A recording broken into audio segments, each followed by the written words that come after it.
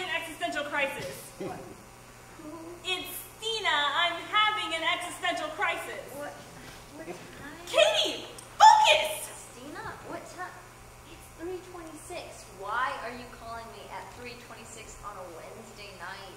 Well, technically it's Thursday morning. I don't care.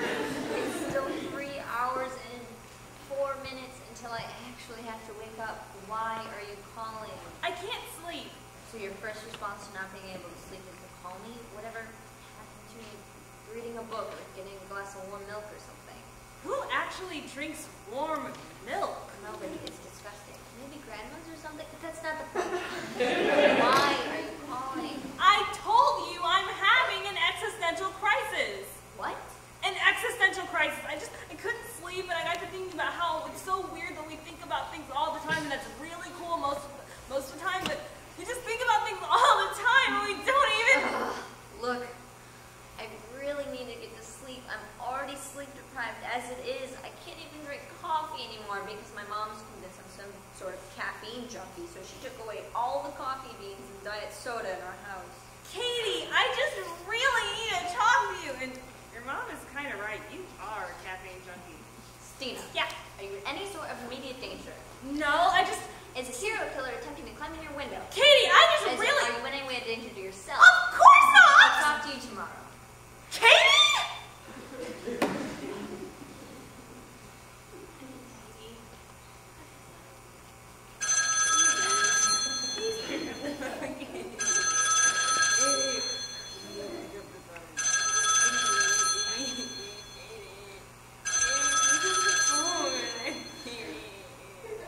Hi, it's Katie. Leave a message. Katie, if you don't pick up this phone right now, I'm coming over there. I didn't even want to go over there. I'm a sick person. I know it's in the middle of the night. I'm having an existential crisis. Hi, Katie. I'll come over there.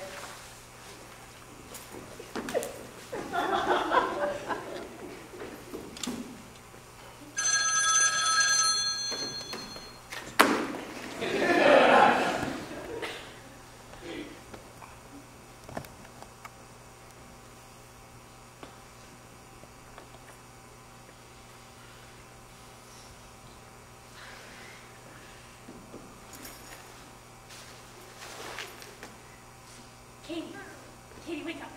Katie, come on. Katie, wake up. Katie! Well, wake your parents.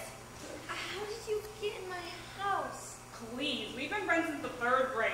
I know about the spare key where you guys have that loose break and you know where you keep that whatever. And I know your garage code, but I thought that would be too loud and I didn't really want to wake anyone. Yes, God forbid you woke anybody. You stole our spare key? No, I used the one that you gave me last winter when I was watching Bozzie for you while you were on vacation. How did you even get past Bozzie without him barking? He's so paranoid he barks at leaves moving across the street.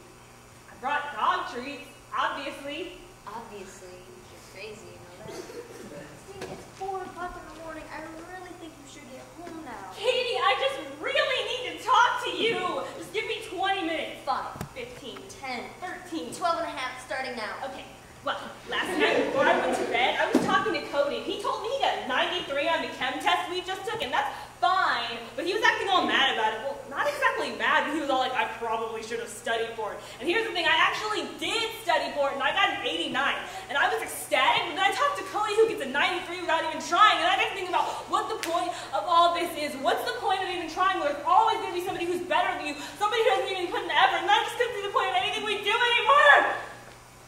Well, Cody is a brilliant twerp. You really shouldn't be basing yourself off of him. This really isn't about Cody. This is about how in high school, we are expected to meet all of these insane expectations, and we have all these people who are put around you to make you feel like crap about yourself and show you how completely ordinary you are. And this is supposed to be the best time of our lives, and if this is the best time of our lives, what exactly do we have to look forward to? Okay, First of all, that this is the best time of our lives stuff is crap. How depressing would it be if everybody reached the peak of their lives at 16? Society would never move forward. Everybody would be too depressed to get anything done. And second off, what's wrong with being normal? Not everybody can be great at everything. If we were, we would all explode. Really, being intelligent and smart and talented is a bit overrated. Personally, I think that being a good person, being kind to people, making friends is way more important than being special. Yeah, but you're one of the smartest people I know. So, if anything, it's made me realize how much it actually doesn't matter. I have serious issues with the idea that just because I got a 34 on the ACT, that I'm somehow better than everybody else that scored below me. You got a 34 on the ACT. I heard you got a 28. That's because I didn't want to tell Amy my score, but she started guessing, and I kind of let her thought I got a 28. Why would you even do something like that? Because it was none of her business. I didn't want everybody talking about my score. I'm more than just a number.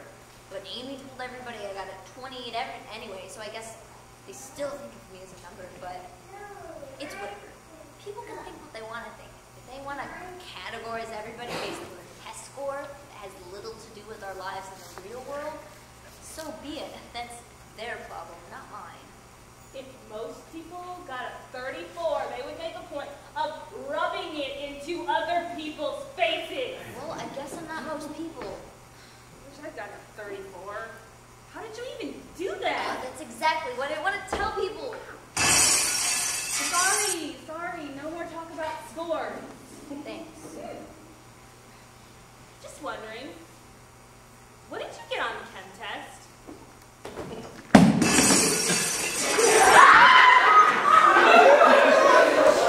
What, I heard something. Try to climb in your window. What? Did you have them to collapse in terror with your menacing rain boot? Something like that. Oh, Stina, what are you doing here so late at night? Felt like Katie. Oh, well, the middle of the night is the best time for that. Ooh.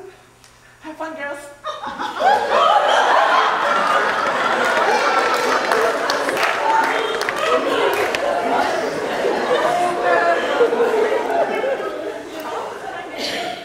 You know that, right? Trust me, I know.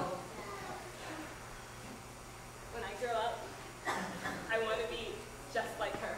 A loopy artist with insomnia who has a strange obsession with mixing magenta and lime green in all of her clothing choices. Well, no, but she just is who she is. She doesn't care what other people think. Kind of like you. Okay, I am nothing like my mother. Okay, I'm actually going to get through college without changing my major 6 times and then dropping out. And I care what people think. I just try really hard to not let it get to me. And when it does, I just smile and lie to myself that it's okay. Most of the time it works. I'm not good at that. I don't really think I am either. But if you lie to yourself long enough, it starts to become reality. No matter how bad you did on a test, or how much that guy you like ignores you, or how incredibly weird your parents are being, that know that you're going to survive and make it out in one piece. Sometimes I just don't want to get out of bed in the morning. You didn't have a problem with getting up and coming here. Katie! I don't know. I guess sometimes I'm not either, but I force myself to. And once I'm at school, I learn and see my friends, and I like being there. Actually, I have to force myself to do anything. But I know that once I'm up, I'll be glad that I came. Thanks. For what?